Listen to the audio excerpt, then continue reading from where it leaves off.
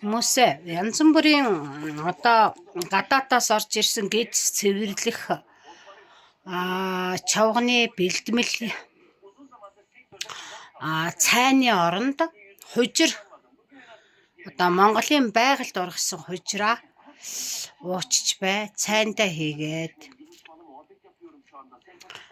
сүйтэй цай бол хярам бол ус бол юунд ч хийж болно.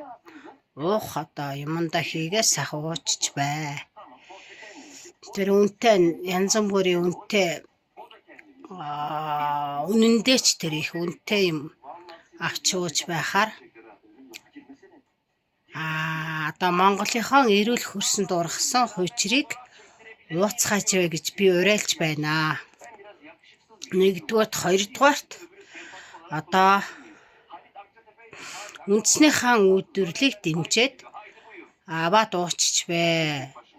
Одоо гоо сайхны бараан дээр сая очиход тийм янз бүрийн төрөл бүрийн одоо ногоо навчных, тэрнийх, энийх гэл нэг элсэд нэг өөртөө нэг юу одоо тийм хувь тэнцвүүлэх маягийн юм уу, тийм одоо нэг код янз бүрийн одоо өөрийнхөө бизнесийг өсгөх гэж байгаа хүмүүс уухаан тосол та нарыг авал гэх бах л та.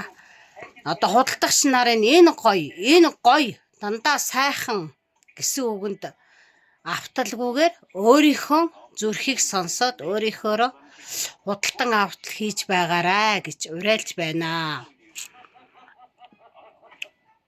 Яагаад би уриалж байгаа юм гэхээр би одоо 30-аад жил эрүүл мэндийн салбарт хүчин зүтгэж байгаа хүн байна. Тиймээс одоо би хүн эмчлэхэд, энерги эмчлэхээ алсаас хийхэд одоо байгаль дэлхий хүн гэдэг асар их мэдээлэлтэй хүн байхгүй би өөрөө. Одоо яаж экогоор эмчлэх вэ? Хүнийг гэхэд л одоо энэ тийм жилтэй хүн байна. Энэний амьдрал тийм байна. Тэдүү хөөхттэй юм байна.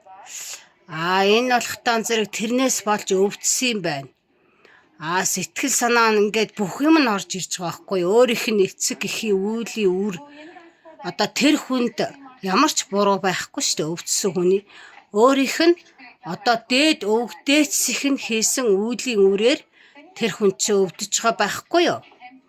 Тийм учраас одоо тэр сэтгэл санаа, өвчин, янз бүрийн одоо өөрөө ч гэсэн 99% хүний одоо бодлоос болж өвчлөдөг байхгүй юу? Тийм учраас өөрийнх нь ч бас буруу байгаа. Гэхдээ тэр хүн одоо